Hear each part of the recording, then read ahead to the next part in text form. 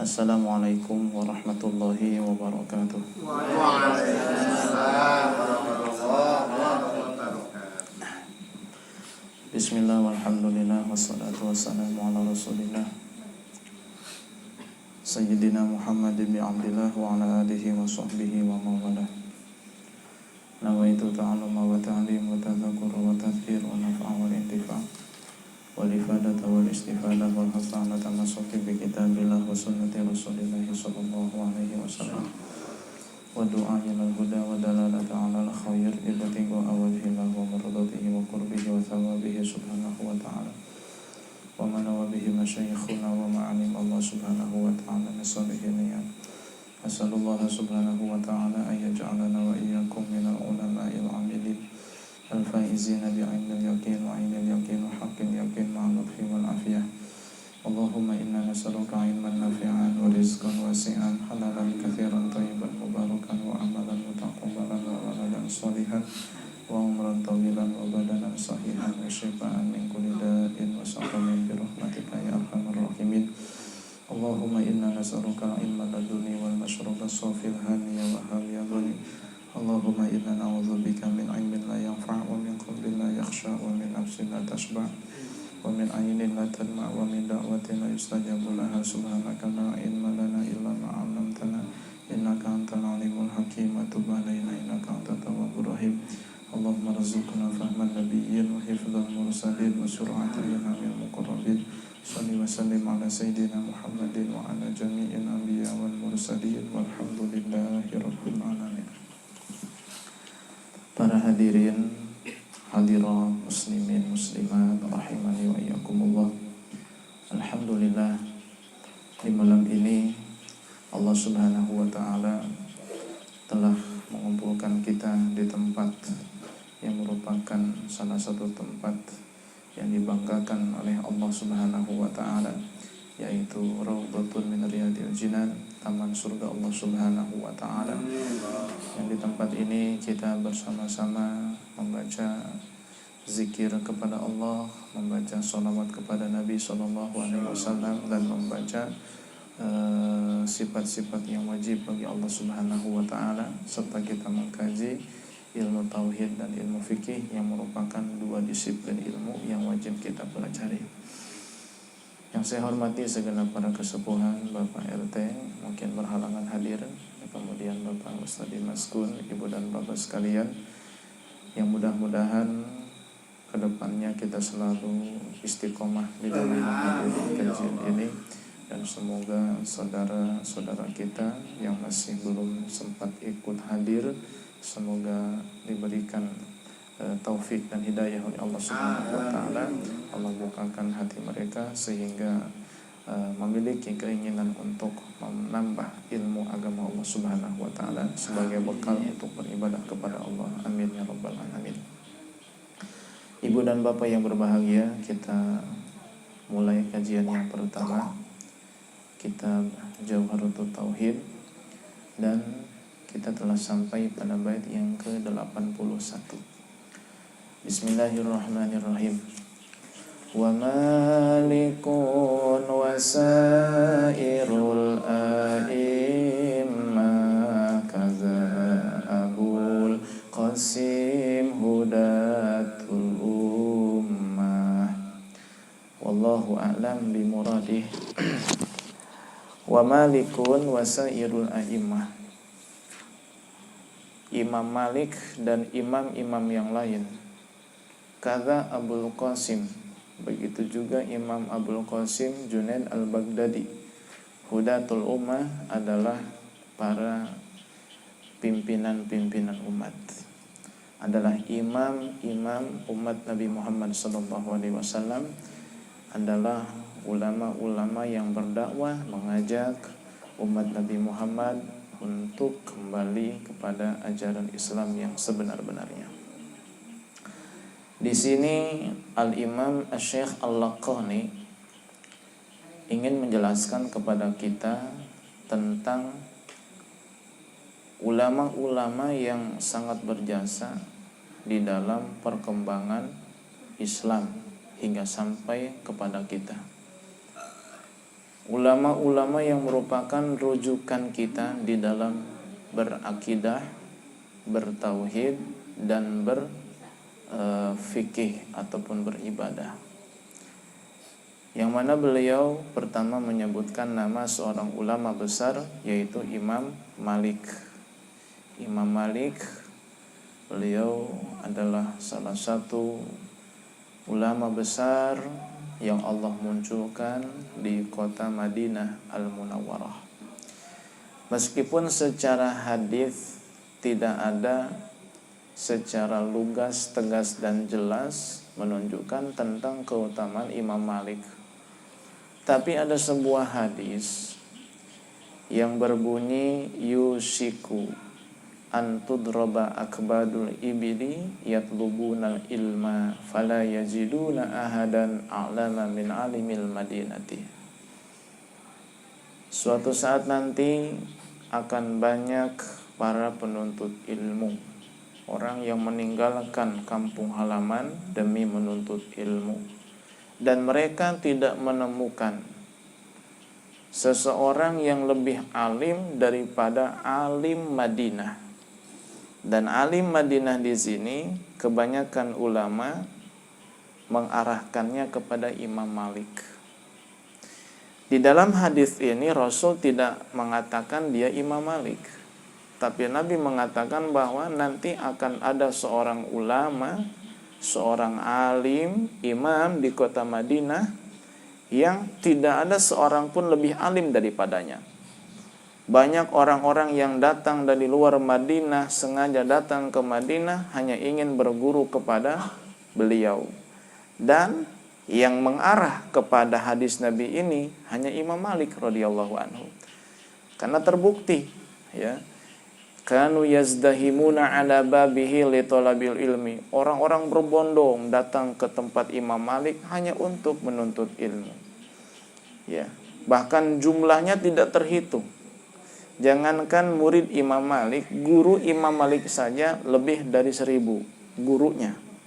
Apalagi orang yang belajar kepada Imam Malik. Dan salah satu kitab beliau yang merupakan kitab yang sangat monumental, yaitu kitab Al-Muwatta, kitab hadis, tapi kebanyakan yang dibahas adalah hadis tentang fikih, tentang ibadah, muamalah, tentang jinayat dan sebagainya. Dikatakan Al-Muwatta artinya muwafaq, disepakati. Sebab kitab Al-Muwatta karangan Imam Malik ini tidak ada satupun ulama yang menyanggahnya, apalagi sampai mengingkarinya. Enggak ada, semuanya menerima, ya, dengan lapang dada, dengan tangan terbuka kitab karangan Imam Malik ini. Sehingga dikatakan Al-Muwatta, kitab yang disepakati. Sebelum muncul kitab Sahih Imam Bukhari, ulama menempatkan kitab Muwatta posisi kedua setelah Quran. Jadi kitab yang paling sahih setelah Quran adalah kitab Muwatta karangan Imam Malik. Itu sebelum muncul kitab Sahih Bukhari. Setelah muncul kitab Sahih Bukhari, maka yang menempati urutan kedua setelah Quran adalah kitab Sahih Al-Bukhari. Kemudian Sahih Al-Muslim, Sahih Imam Muslim, dan kemudian selanjutnya kitab Al-Muwatta. Baik. Ada juga hadis lain, ya. Karena di sini tidak hanya Imam Malik, dikatakan wasairul a'immah, dan imam-imam yang lain. Seperti Imam Asy-Syafi'i, ya. Tidak ada hadis yang secara lugas, tegas, jelas menjelaskan tentang keutamaan Imam Syafi'i. Tapi ada sebuah hadis yang mirip dengan hadis yang tadi, yang konteksnya itu umum, tapi maksudnya itu mengarah kepada Imam Syafi'i. Ya, kalau tadi kan mengarah kepada Imam Malik. Ini hadisnya berbunyi wa alimu Quraisyin yamla'u tibaqal ardi ilma. Dan seorang alim dari keturunan Quraisy, ilmunya memenuhi segala penjuru bumi. Dan yang ilmunya memenuhi segala penjuru bumi dari keturunan Quraisy adalah Imam Syafi'i. Karena Imam Syafi'i ini nasab dari ayahnya nyambung kepada kakek ketiga Nabi. Kakek Nabi siapa? Abdul Muthalib. Itu kakek yang pertama. Di atasnya kaki yang kedua berarti ya, buyut ya. Abdul Muthalib bin Hashim. Kemudian kaki yang ketiga berarti apa namanya tuh? Di atas buyut apa? Canggah. Abdul Manaf. Jadi nasab Imam Syafi'i nyambung dengan Rasul ke Abdul Manaf. Ya. Jadi Imam Syafi'i itu nama aslinya Muhammad bin Abdullah ya, bin Abbas, Muhammad bin Idris, Muhammad bin Idris bin siapa? Abbas bin Utsman bin Syafi bin Sa'ib bin Ubaid bin Abdul Yazid ya, bin Hashim bin Muttalib bin Abdul Manaf yang ke-11.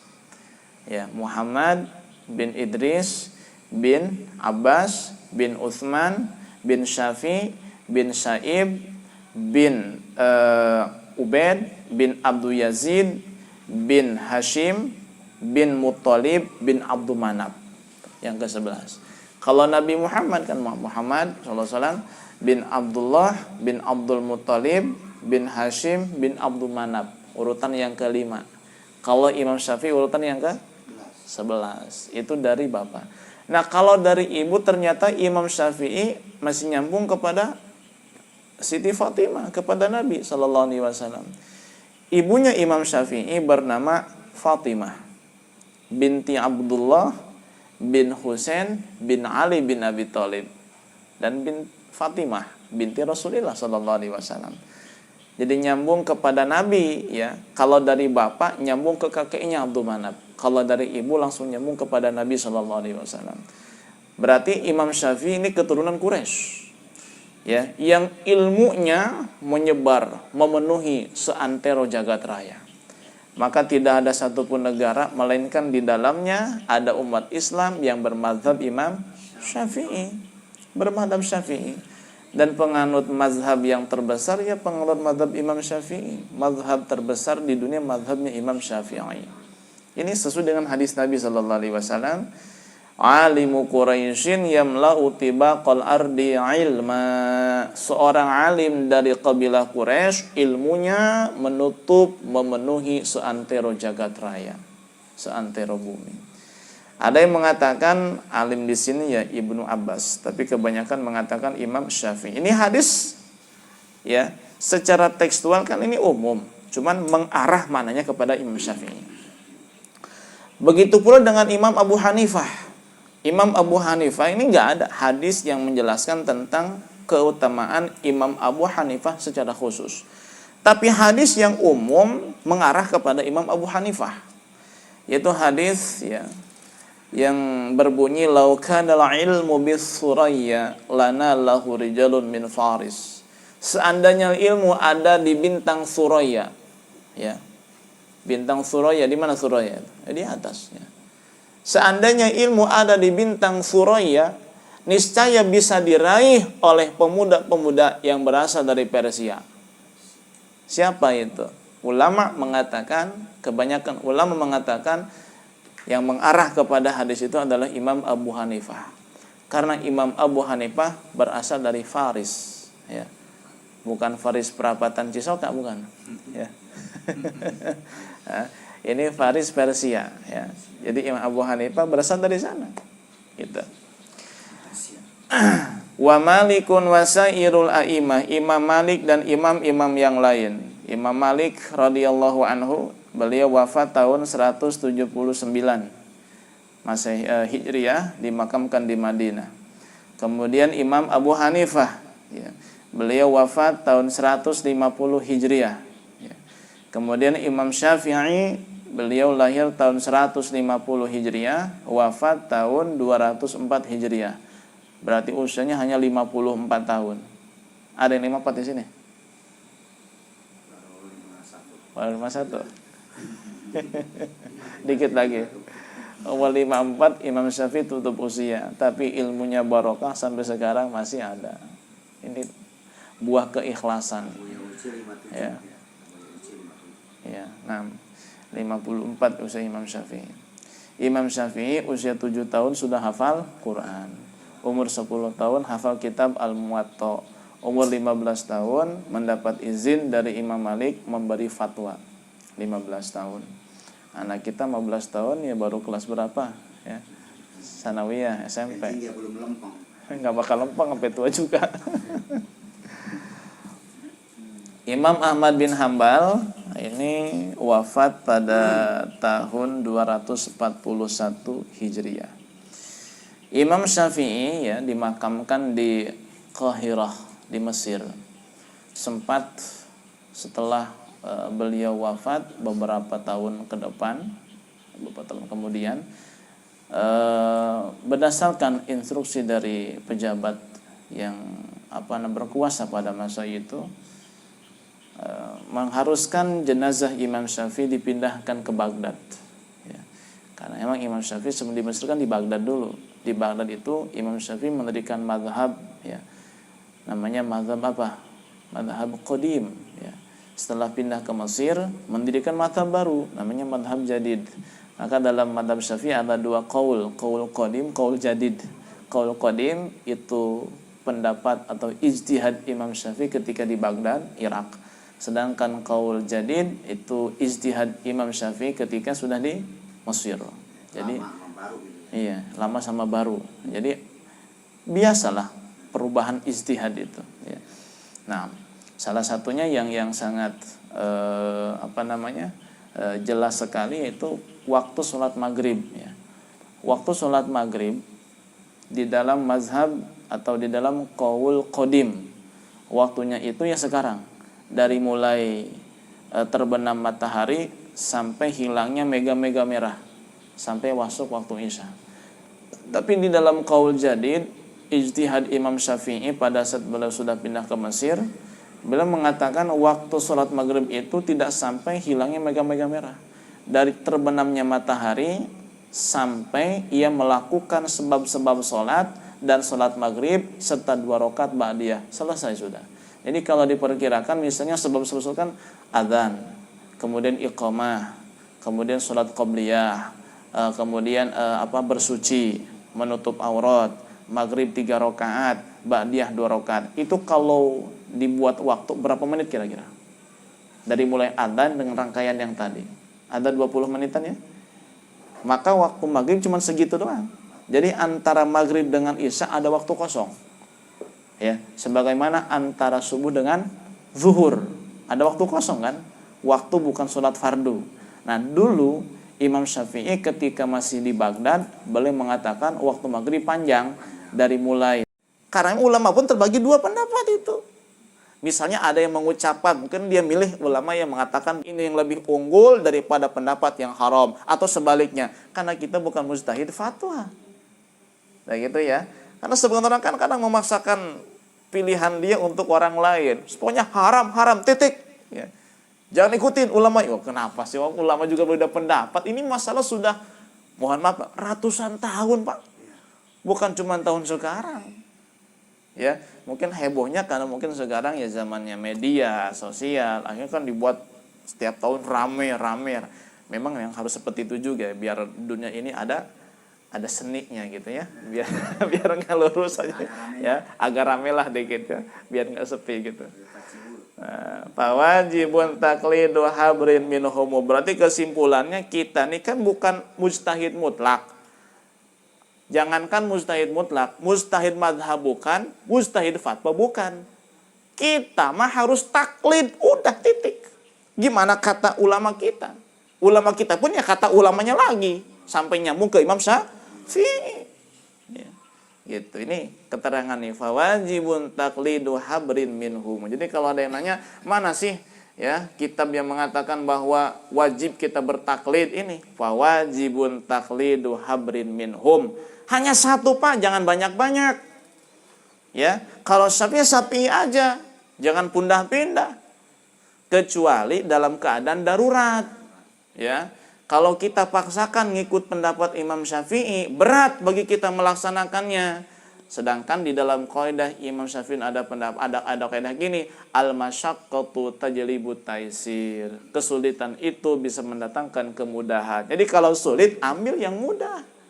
Ya, maka dalam keadaan darurat boleh kita mengikuti madhab yang lain, itu pun harus komplit. Ya misalnya nih, ya di dalam masalah pembatalan wudhu pada saat kita sedang tawaf, itu ya misalnya ini mah kita ingin ikut pendapat yang lain yang mengatakan bahwa tidak membatalkan wudhu. Ambil yang lengkap dong. Maksudnya dari mulai wudhunya ikut madhab itu. Jangan masalah pembatalannya doang ikut, dari mulai wudhunya, dari masalah airnya ikut secara lengkap. Gitu dong kalau mau ikut utuh ya dalam satu masalah, bukan dalam sekedar perkara itu doang.